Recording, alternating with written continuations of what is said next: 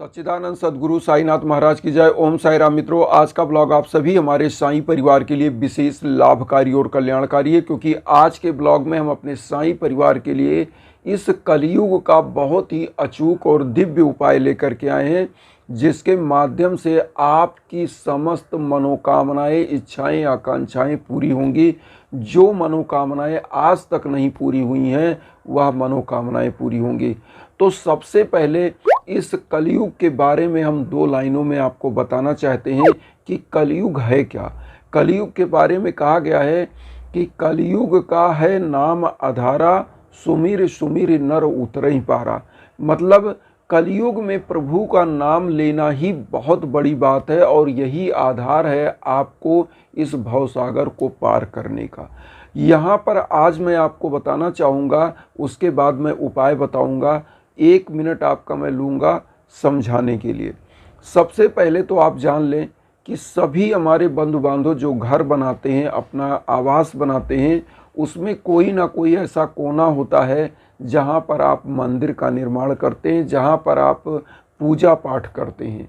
और ऐसे जगहों पर जब आप पूजा पाठ के लिए उस स्थान को बनाते हैं अपने घर में, तो इसका मतलब जिस प्रकार मन मंदिर कहते हैं हम लोग, ये जो हमारी शरीर है ये भी एक घर है, और इस घर के अंदर जैसे आत्मा निवास करती है और उस आत्मा को ही हम ईश्वर का रूप मानते हैं।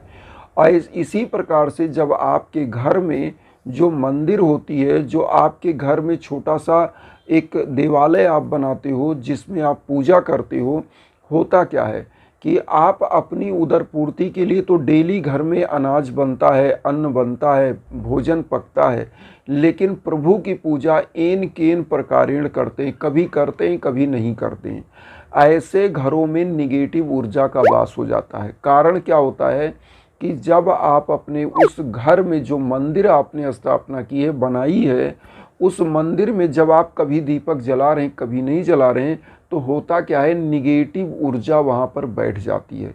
कारण क्या है कि मंदिर घर में इसलिए बनाई जाती है कि आपके घर में सकारात्मक ऊर्जा आती रहे। इसीलिए मंदिर का निर्माण हर हिंदू परंपरा में ऐसी मान्यता है कि आपके घर में मंदिर होनी ही चाहिए। इसीलिए वास्तु का जो वास्तुकार होता है वह हमेशा बताता है कि मंदिर किस दिशा में हो, किस दिशा में पूजन होना चाहिए। यहाँ पर सबसे बड़ी चीज़ होती है कि आप कभी कभार पूजा करते हैं, कभी कभार नहीं करते हैं। तो ऐसी स्थिति को आपको बंद करना है। उस मंदिर में परमानेंट आपको डेली एक ही टाइम पूजा करें, लेकिन करना जरूर चाहिए। एक दीप जलाइए, अपने प्रभु की आराधना, प्रार्थना, आरती करिए, बस इतना आपको वहाँ करना है।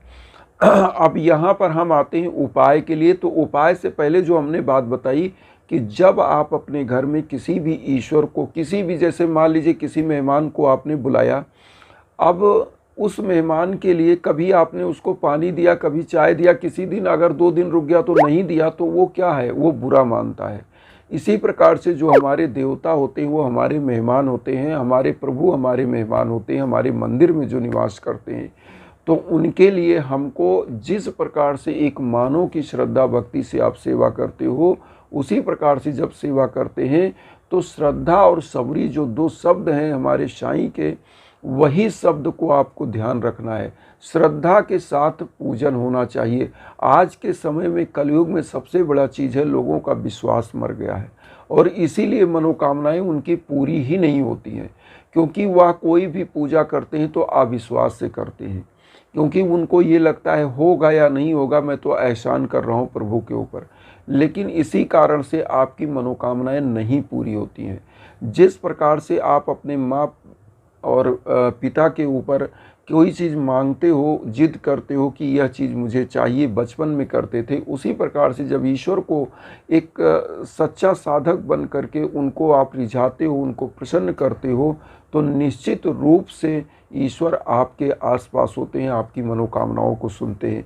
इसीलिए रामायण में लिखा है कि बिनु पग चले सुने बिनु काना, आनन रहित सकल रस भोगी, विनु बानी बक्ता बड़जोगी। ईश्वर क्या है, जो बिना हाथ पांव के चलता है, बिना जीवा के समस्त रसों का स्वादन करता है, बिना कानों का सब कुछ श्रवण करता है, और बिना मुंह के बहुत बड़ा वक्ता और योगी है। तो ईश्वर क्या है? निराकार है, इस चराचर जगत में व्याप्त है। तो यह श्रद्धा आपके अंदर होनी चाहिए कि हमारा ईश्वर हमारे आसपास है, और जो हम कह रहे हैं, जो प्रार्थना कर रहे हैं अपनी घर की मंदिर में, वह ईश्वर सुन रहे हैं। एक चीज़ और बता दें, बहुत लोग पूछते हैं कि गुरुजी हम मंदिर में नहीं जा पाते या कहीं नहीं जा पाते। उन सभी हम साईं परिवार के लिए यही कहेंगे कि आपको कोई ज़रूरी नहीं है कि बाहर की मंदिर में ही जाएं। घर में जो आपने मंदिर बनाया है, उस मंदिर में भी आपके ईश्वर हैं, आपकी आत्मा में आपके ईश्वर हैं, इस शरीर में ईश्वर हैं। तो आपको उस मंदिर के जाने के बजाय, अगर टाइम नहीं है तो आप अपने घर की मंदिर में बैठकर डेली पूजा पाठ करें, वो भी उसी मंदिर के बराबर फल देता है। अब आज आपको जो मैं उपाय बताने वाला हूँ, 2-3 उपाय, छोटे छोटे उपाय हैं, सभी लोग कर सकते हैं। इस कलयुग में जब आपकी मनोकामनाएं नहीं पूरी हो रही हो तो आपको करना क्या चाहिए? सबसे पहले तो आपको एक घी का दीप या सरसों के तेल का दीप डेली शाम को प्रज्वलित करना है। प्रज्वलित करके अपने इष्ट देव के सम्मुख पहले दीप को दिखाइए, पूरे घर में दिखाइए, और 1 लोटा जल रखिए। इस 1 लोटे जल को पहले आप क्या करिए, प्रक्षालन करिए हाथों का और चारों तरफ छिड़क दीजिए। फिर उसके बाद इस लोटे को रखिए, एक थाली में दीप को रखिए, पूरे घर में दीप को दिखाइए और पानी को छिड़कते जाइए, पूरे घर में जल को छिड़क दीजिए। इससे आपके घर की निगेटिव ऊर्जा समाप्त होती है। प्रभु का यह जो जल है, यह पूरे घर से निगेटिव ऊर्जा को निकालकर, और जो दीपक है कोने कोने से अंधकार रूपी निगेटिव ऊर्जा को, नकारात्मक ऊर्जा को समाप्त करके प्रकाश स्वरूपी ऊर्जा में परिवर्तित कर देता है। तो एक दीपक डेली जलाना है। अगरबत्ती धूप बत्ती जलाने से भी यही होता है कि नकारात्मक ऊर्जा निकल जाती है उसकी महक से। तो ये आपको डेली करना है। ये छोटा एक उपाय हो गया। दूसरा उपाय, अगर आपके घर परिवार के किसी बच्चे की मनोकामना नहीं पूरी हो रही, जैसे योग्य होते हुए बच्चा सफल नहीं हो पा रहा है, वो क्या करे, बरगद का जो पत्ता होता है, हम आपको स्क्रीन पर दिखा दे रहे हैं, बरगद का पत्ता, इस प्रकार का पत्ता ले लें, उस पर स्वास्तिक का निशान बनाएं। स्वास्तिक का निशान बनाने का, पीले हल्दी से स्वास्तिक का निशान बनाएं, और इस हल्दी के निशान वाले पत्ते को क्या करें, बरगद के पत्ते को साईं बाबा के श्री चरणों में चढ़ा दें, और साईं बाबा का 11 वचन 11 बार बोल दें। बोलने के बाद इस पत्ते को क्या करें, जहाँ पर स्टडी करता हो बच्चा वहाँ रखवा दें, या जिनके घर में धन की, अर्थ की कमी हो, वो क्या करें, इसको अपनी तिजोरी में डाल दें।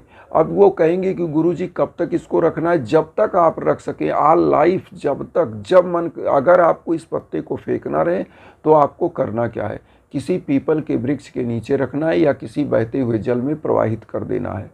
अब यहाँ पर इसी पत्ते का एक उपाय और करना है। जिन बंधु बांधवों की मनोकामनाएं नहीं पूरी हो रही हैं, धन का आगमन नहीं हो रहा है, घर में कोई भी कष्ट बाधा है, वो क्या करें, इसी पत्ते पर अपनी मनोकामना हल्दी से लिखें या लाल चंदन से लिखें। लिखने के बाद किसी बहते हुए जल में, नदी में प्रवाहित कर दें। यह उपाय बहुत ही रामबाण है। अब इसी प्रकार से तीसरा छोटा उपाय आपको क्या करना है। अगर इन उपायों में से कोई भी एक उपाय आप अपना सकते हैं, और सभी उपायों को आप कोशिश करें कि बृहस्पतिवार को करें, क्योंकि गुरु का दिन है। गुरु को अपने सानिध्य में उनके पूजा करिए और यह उपाय करिए। क्या करना है कि आपको थोड़ा सा साईं बाबा के सम्मुख गुड़ और चने का भोग लगाना है। गुड़ और चने का भोग लगाइए, पूरे परिवार में इस गुड़ और चने को बृहस्पतिवार को वितरित करिए और सभी को दे दीजिए, और थोड़ा सा जल वहाँ रखिए लोटे में, सभी को चरणामृत के रूप में उस जल को दीजिए। आपके घर परिवार की निगेटिव ऊर्जा समाप्त होगी। घर परिवार में जो भी सदस्य इस प्रसाद को ग्रहण करते हैं, उन परिवारों के समस्त ग्रह बाधा समाप्त हो जाते हैं। कोई भी एक व्यक्ति पूजा करे और यह चरणामृत और यह चना और गुड़ आप सबको दे दीजिए, निश्चित रूप से मनोकामनाएं पूरी होती हैं। अब चौथा उपाय आप जानिए।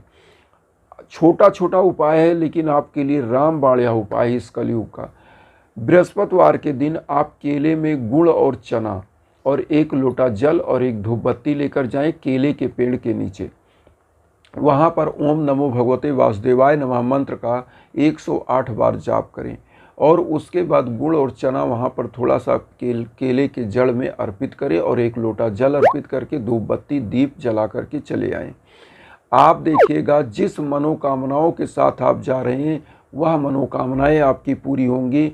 और इस कलयुग में सबसे अच्छे उपायों में से एक है, क्योंकि त्रिदेव ब्रह्मा विष्णु महेश यही त्रिदेव हैं जो इस कलयुग में आपके इस भवसागर से पार कराएंगे, आपकी मनोकामनाओं, इच्छाओं, आकांक्षाओं को पूरी कराएंगे।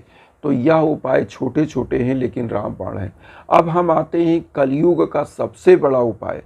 कलयुग का सबसे बड़ा उपाय है हवन, यज्ञ, याजन, पूजन। हवन के लिए मैं आपको इंस्टाग्राम का लिंक देता हूँ। यह हवन क्या करता है, आपके नाम पर संकल्प होता है, उसके बाद इसमें मंत्रों का जाप होता है, फिर हवन होता है। इसके द्वारा आपके घर परिवार की 7 पीढ़ियाँ जो भी कष्ट से गुजरे होंगे वह समाप्त होंगी और आने वाली 7 पुश्तों तक कोई कष्ट नहीं आता, ऐसी मान्यता है।